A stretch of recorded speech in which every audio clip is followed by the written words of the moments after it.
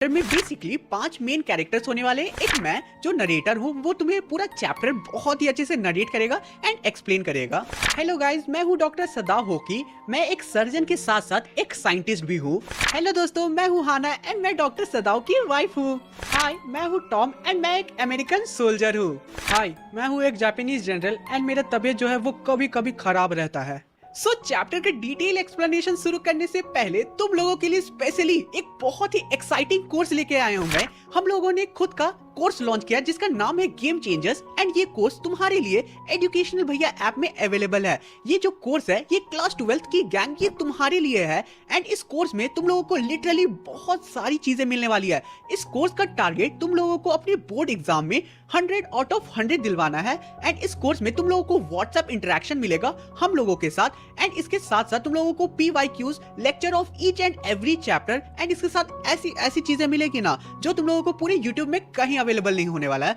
हमारे कोर्स को जाकर जल्दी से एनरोल करो। लिंक डिटेल वीडियो का डिस्क्रिप्शन में गिवन है। जाओ जल्दी करो क्योंकि कोर्स में 100 बच्चे से ज्यादा अगर एनरोल कर लेते हैं देन कोर्स का दाम जल्दी ही बढ़ने वाला है। इसलिए जैसे ही तुम लोग इस वीडियो को देख रहे हो ना, जाके तुरंत एनरोल करो। तुम लोग इस कोर्स में बोर्ड से एक दिन पहले भी एनरोल कर सकते हो। तुम लोगों को सारी स्टडी मटेरियल अवेलेबल करवा देंगे हम लोग। तो अब चलो हम लोग इस चैप्टर के डिटेल एक्सप्लेनेशन को शुरू करते हैं। मेरा जो घर है वो जापानीज कोस्ट में है, यानी कि बीच के साइड में है एंड मेरा घर एक रॉक के ऊपर है। मेरे घर के आसपास बहुत सारे पाइन्स के ट्रीज है जो हल्के झुके हुए हैं एंड बचपन में मैं उन पाइन्स के ट्री पे चढ़ा करता था, वो भी बेयर फुट मतलब खाली पैर। अब आगे हमें बताया जाता है कि डॉक्टर सदाव के फादर उन्हें हमेशा बचपन में आइलैंड्स को घुमाने ले जाया करते थे एंड वो उन्हें कहा करते थे कि डॉक्टर सदाव को ये बोला करते थे कि ये आइलैंड्स जापान का फ्यूचर है और ये आइलैंड स्टेपिंग स्टोन्स है जापान के लिए। डॉक्टर सदाव ने अपने फादर की सारी बातों को अच्छे से अपने दिमाग में बैठा लिया था एंड वो उनकी सारी बातों को अपने दिमाग में अच्छे से याद करके रखे हुए थे। डॉक्टर सदाव के जो फादर थे ना, वो काफी स्ट्रिक्ट थे एंड डॉक्टर सदाव से कभी भी मजाक नहीं किया करते थे एंड ना ही उनके साथ कभी खेला करते थे। लेकिन इसका ये मतलब नहीं है कि वो अपने बेटे से बिल्कुल भी प्यार नहीं किया करते थे। उन्होंने अपने बेटे के लिए यानी कि डॉक्टर सदाव के लिए बहुत सारे पेन्स को सहे हैं एंड डॉक्टर सदाव को ये पता था कि उनके फादर के लिए एजुकेशन बहुत ही ज्यादा मायने रखता है और इसी के चलते 22 साल की एज में डॉक्टर सदाव के फादर उन्हें अमेरिका भेज देते हैं आगे की स्टडीज को कंटिन्यू करने के लिए। मैं 30 साल की एज में वापस जापान आ गया एंड मेरे फादर के मरने से पहले ही मैं एक बहुत ही फेमस सर्जन एंड साइंटिस्ट बन गया था, क्योंकि मैं एक ऐसी डिस्कवरी पे काम कर रहा था जिससे चोटें यानी कि वुंड बहुत जल्दी रिकवर हो जाती है एंड वो ठीक हो जाती है एंड इसी रीजन के कारण मुझे वॉर में भेजा नहीं गया ताकि मैं सोल्जर्स को ट्रीट करूं एंड मेरे छोड़ के सभी डॉक्टर्स को जापान से वॉर के लिए भेज दिया गया था। केवल मैं ही था जिसे वॉर के लिए भेजा नहीं गया एंड सेकेंड रीजन ये था कि जो ओल्ड जनरल था उसकी तबीयत काफी खराब थी एंड उसकी ऑपरेशन कभी भी करनी पड़ सकती थी एंड इस रीजन के चलते मुझे जापान में ही रखा गया था। अब रात में डॉक्टर सदाव बीच की तरफ देख रहे होते हैं। वो देखते हैं कि धीरे धीरे कैसे फॉग एंड मिस्ट पूरे सी को, उसके बाद ट्रीज को एंड उसके बाद उनके घर को कवर कर रही होती है एंड फिर वो घर के अंदर जाते हैं जहाँ पे उनकी वाइफ और उनके 2 बच्चे उनका वेट कर रहे थे। अब हाना दरवाजे को खोलती है। हाना ने एक डार्क ब्लू हाउरी किमोनो के ऊपर पहना होता है। हाना अब जैसे ही रूम से बाहर निकलती है दरवाजे को खोल के, तो वो डॉक्टर सदाव के हाथों को पकड़ लेती है एंड फिर आगे उनसे कुछ नहीं बोलती है। लिटरली ये एक बहुत ही रोमांटिक सा सीन हो गया था जहाँ पे वो हाथ पकड़ ली थी एंड वो कुछ नहीं बोलती है। अब आगे डॉक्टर सदाव हम लोगों को बताते हैं कि वो कैसे हाना से पहली बार मिलते हैं। मैं हाना से पहली बार अमेरिका में मिलता हूँ एंड पहला मीटअप में मैं ऐसा नहीं करता कि मैं उससे पूरी तरीके से प्यार कर लेता हूँ। मैं उससे तब तक पूरी तरीके से प्यार नहीं करता हूँ जब तक मुझे ये पता नहीं चलता है कि हाना एक प्योर जापानीज है कि नहीं है, क्योंकि मेरे जो फादर है वो कभी भी एक नॉन रेस की लड़की को पसंद नहीं करेंगे मेरे लिए एज अ वाइफ। पता नहीं अगर मेरी लाइफ में हाना नहीं आती तो मेरा इस वक्त क्या होता एंड मेरी लाइफ में कौन अभी रहती। हाना से डॉक्टर सदाव पहली बार एक अमेरिकन प्रोफेसर के घर में मिलते हैं अमेरिका में। वो जो अमेरिकन प्रोफेसर थे एंड उनकी वाइफ जो थी वो बहुत ही ज्यादा काइंड थी फॉरेन के लोगों से एंड उनकी काइंडनेस को देख के स्टूडेंट्स वहां जाया करते थे। हालांकि स्टूडेंट्स बहुत बोर हो जाया करते थे वहां, लेकिन फिर भी उनकी काइंडनेस की लेवल को देख के वो बार बार अपने प्रोफेसर के यहाँ चले जाते थे। उस दिन मैं अमेरिकन प्रोफेसर हार्ली के यहाँ नहीं जाने वाला था। मैं उस दिन बाय चांस वहाँ चला जाता हूँ क्योंकि उनका जो रूम था वो काफी छोटा था, वो खाना भी बहुत अच्छा नहीं बनाती थी एंड जो हमारी प्रोफेसर है उनकी जो वाइफ थी वो काफी ज्यादा टॉकेटिव थी एंड बाय चांस मैं वहाँ गलती से चला जाता हूँ, मेरा मूड स्विंग होता है इसलिए। एंड वहीं पे मुझे हाना मिल जाती है। हाना वहाँ पे एक नई स्टूडेंट थी एंड पहली ही नजर में वो डिसाइड कर लेते हैं हाना को देख के कि अगर ये जापानीज हुई तो मैं इसी से शादी करूंगा।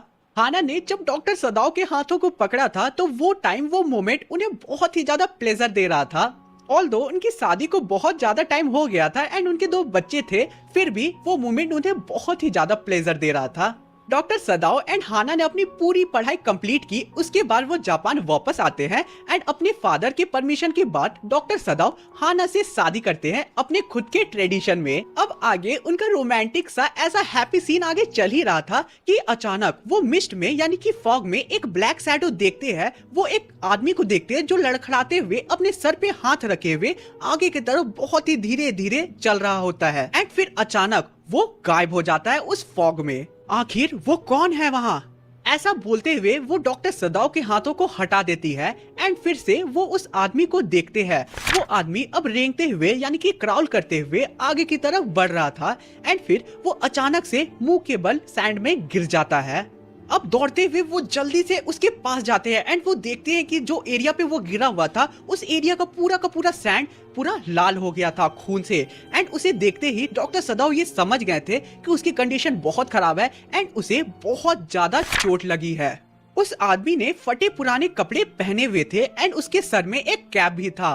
अब वो लोग देखते हैं कि उसकी हालत बहुत ज्यादा खराब है एंड फिर वो उसके फेस की तरफ देखते हैं। हाना को उसकी फेस को देखते ही पता चल जाता है कि वो एक व्हाइट मैन है यानी कि वो एक अमेरिकन है। उस आदमी के बहुत ही लंबे हेयर्स थे जो कि येलो कलर के थे एंड वो आदमी जो था वो बहुत ही ज्यादा यंग दिख रहा होता है। वो लोग उस आदमी की तरफ देखते ही पता कर लेते हैं कि इस आदमी के साथ बहुत ज्यादा टॉर्चर हुआ है। मेरे एक्सपर्ट डॉक्टर के हाथ तुरंत ही चोट को ढूंढने लगती है एंड मैं देखता हूँ कि उसके लोअर बैक पे एक गोली लगी हुई है एंड वहाँ से बहुत ज्यादा ब्लीडिंग हो रही थी। मैं तुरंत ही सीज में जाके मॉस को निकालता हूँ एंड उसके अफेक्टेड एरिया जहाँ पे उसे चोट लगी थी उसे कवर अप कर देता हूँ मॉस से एंड उसके बाद ब्लीडिंग रुक जाती है।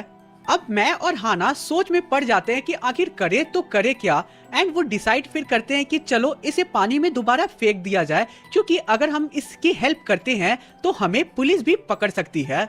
अब वो लोग उस कैप को देखते हैं जो उस व्हाइट मैन ने यानी कि उस आदमी ने पहना हुआ था। उस कैप में यूएस नेवी लिखा हुआ था जिससे उन लोगों को पता चल जाता है कि ये एक वॉर का प्रिजनर है।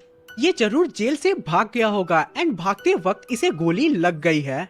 वो दोनों अब एक दूसरे को बहुत ही ध्यान से देखने लगते हैं कि एग्जैक्टली इस टाइम पे उस आदमी के साथ क्या करना चाहिए। ये काफी स्ट्रेंज सिचुएशन है। अगर इस सोल्जर को चोट नहीं लगा होता तो हम अभी पुलिस को बुलाकर तुरंत ही इसे हैंड ओवर करते, लेकिन इसे चोट लगा है इसलिए हम सोच में पड़े हुए हैं। आप इसे सी में नहीं फेंक सकते हैं, हम लोगों के पास केवल एक ही ऑप्शन है, हमें इसे अपने घर ले जाना होगा।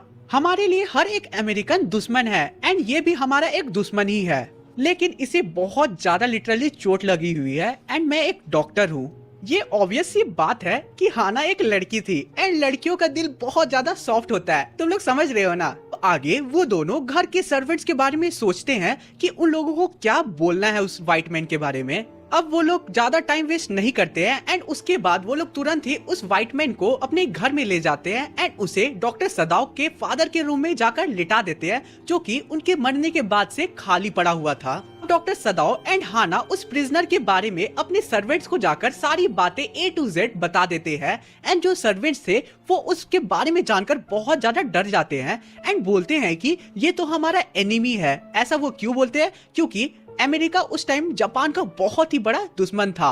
और वो लोग आगे कहते हैं कि यानी कि सर्वेंट्स आगे बोलते हैं कि हमारे मास्टर यानी कि डॉक्टर सदाओ को उसका इलाज नहीं करना चाहिए एंड उसे पुलिस के हवाले सौंप देना चाहिए।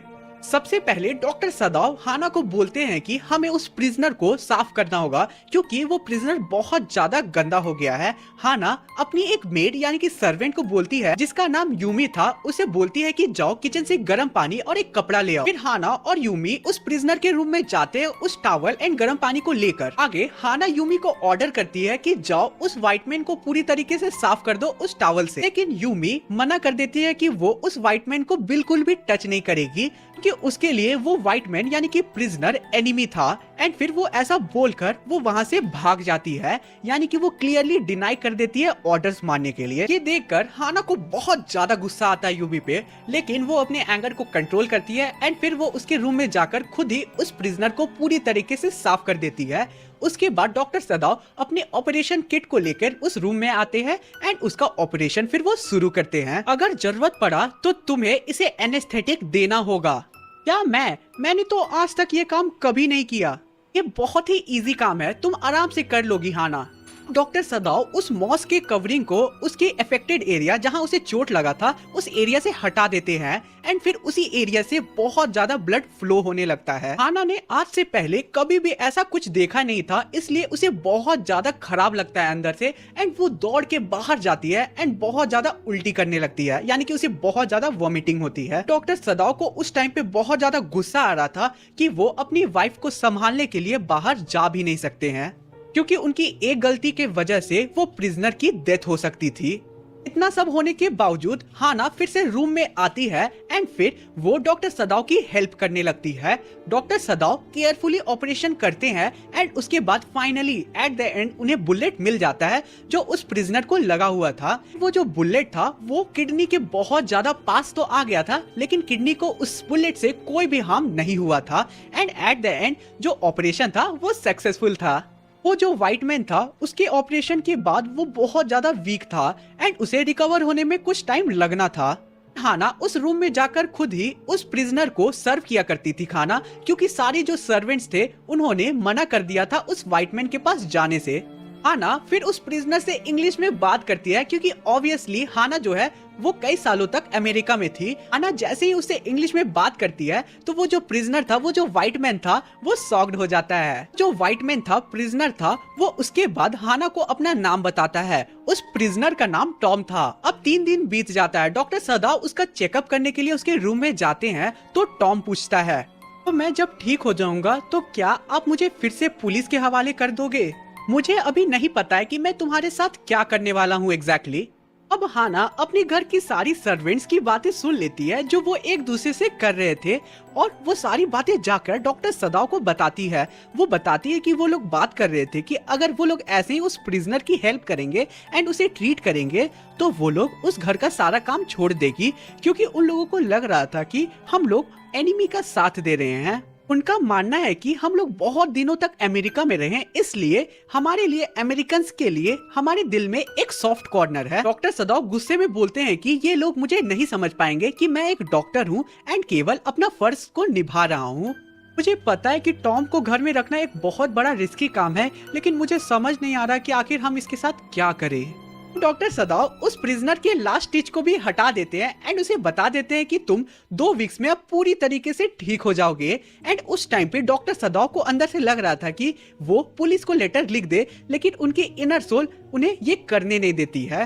ऑपरेशन के 7th वीक पे 2 बड़ी चीजें होती है। पहली चीज तो सारी सर्वेंट्स घर को छोड़ के चले जाते हैं, यानी कि वो अपना जॉब छोड़ देते हैं उस घर का, एंड जिसके कारण हाना एंड डॉक्टर सदाव को घर का पूरा काम करना पड़ता है। सेकेंडली, जनरल का एक मैसेंजर उनके घर पे आता है जिसे देख के हाना बहुत ज्यादा डर जाती है एंड उसे लगता है कि शायद इस मैसेंजर को उस व्हाइट मैन के बारे में पता चल गया है एंड शायद वो उसे पकड़ने के लिए आया है। लेकिन वो जो मैसेंजर है वो हाना को बताता है कि उसे डॉक्टर सदाव से बात करना है, क्योंकि जनरल का तबीयत बहुत ज्यादा बिगड़ चुका है एंड उन्हें डॉक्टर सदाव की अभी इस वक्त जरूरत थी। डॉक्टर सदाव अब जल्दी से जनरल के पास जाते हैं एंड फिर उसे ट्रीट कर देते हैं। ट्रीट करके वो उन्हें ठीक कर देते हैं एंड उसके बाद वो सारी बातें A to Z बता देते हैं कि स्टार्टिंग से हुआ क्या। एंड उसके बाद जनरल भी उनपे बिल्कुल भी गुस्सा नहीं करता है। तुमने अपने हिसाब से कोई भी गलत काम नहीं किया है। अगर कोई मर रहा है तो तुम्हारा फर्ज है कि तुम उसकी जान बचाओ एंड तुम्हें इस काम को करने से कोई भी नहीं रोक सकता है एंड इसलिए तुम मेरे लिए बहुत ज्यादा इम्पोर्टेंट हो।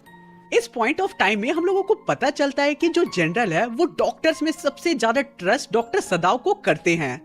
मैं कुछ असेसियंस रात को भेज दूंगा एंड वो उस प्रिजनर को मार देंगे एंड उसे अच्छे से डिस्पोज कर देंगे, किसी को पता भी नहीं चलेगा। एंड मैं तुमसे वादा करता हूँ कि तुम्हें इस प्रोसेस में कोई भी खतरा नहीं है। उस रात डॉक्टर सदाव को बिल्कुल भी नींद नहीं आती है। वो ध्यान से सारी आवाजों को ऑब्जर्व कर रहे होते हैं एंड उन्हें बाहर से अलग अलग आवाजें आ रही होती है। जनरल के तो एसेसियंस ने अभी तक टॉम को मार दिया होगा।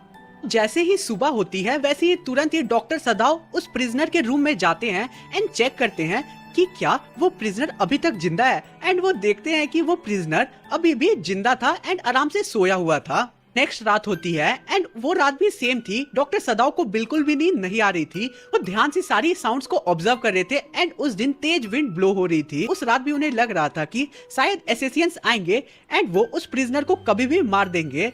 एंड फिर वो रात भी गुजर जाती है। सुबह वो देखते हैं कि प्रिजनर अभी भी जिंदा था। थर्ड नाइट का अब टाइम आता है। डॉक्टर सदाव फिर से रात भर जगे होते हैं एंड सेम चीज उनके साथ होती है फिर से पूरी रात में। इस बार रात में हेवी विंड के साथ तेज बारिश हो रही थी एंड नेक्स्ट मॉर्निंग वो फिर से देखते हैं कि जो टॉम है वो अभी भी जिंदा था एंड बेड पे सोया हुआ था। अब टॉम पूरी तरीके से ठीक हो गया था एंड लास्ट में डॉक्टर सदाव ये डिसाइड करते हैं कि वो इतना ज्यादा टेंशन अपने दिमाग में नहीं लेंगे और ना ही वो डिप्रेशन में जाएंगे। एंड फाइनली वो डिसाइड करते हैं कि वो टॉम को यानी कि उस व्हाइट मैन को भगा देंगे। एंड फिर वो और टॉम साथ में प्लान बनाते हैं भागने का। मैं रात में तुम्हारे लिए एक बोट रेडी कर दूंगा जिसमें खाने पीने के सामान होंगे, साथ में ही बहुत सारे क्लोथ्स भी होंगे। तुम उस बोट में बैठना एंड पास के आइलैंड में चले जाना। उस आइलैंड में कोई भी नहीं रहता है। तुम उस आइलैंड में जाना एंड जैसे ही कोरियन बोट वहाँ से पार होगी तो तुम उस पे बैठ के भाग जाना। अब लास्ट बार डॉक्टर सदाव टॉम के पल्स रेट को चेक कर लेते हैं कि वो ठीक है कि नहीं एंड एकदम पल्स रेट एकदम परफेक्ट था। हैट्स ऑफ टू डॉक्टर सदाव, वो अपने पैशन को लेके कितने फोकस्ड है।